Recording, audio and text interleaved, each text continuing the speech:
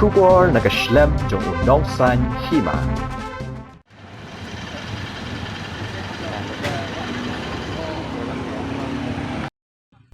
Kisah Ngut ki MLA ki bana kawai ke Seng san pertai ki balathmu banyakun na ke Seng UDP hagene ke election MLA arhaja rapulai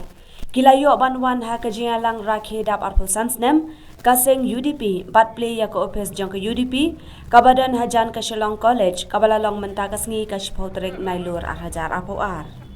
kini kisah Ngut ki MLA ki kentur yuba renekton lengdo ubadai na kaseng HSPDP na Maukarwan, uba lambor malngyang UMLA Shimet na Nongkrem Constituency, uba Shedlang Plie UMLA na kaseng TMC, bad uba Miral Bons Im ubadai UMLA Bashabe Seng Shipor na kaseng Congress, kadba uba PT Saukmi ubalapan kre banyakon na kaseng UDP Shim Lawan Poy.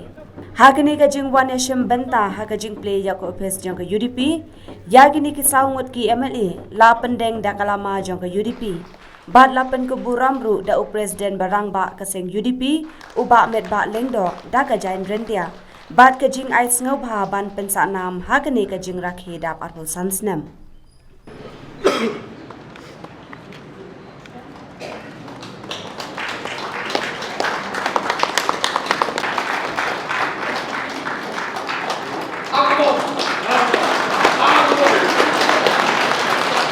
May I now call upon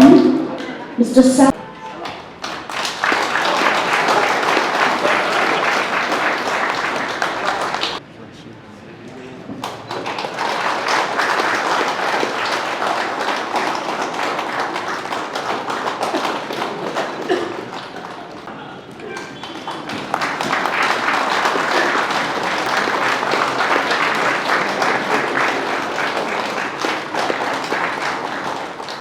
Since 2014, our country has been plagued by divisive forces. TMC is in Meghalaya with the mission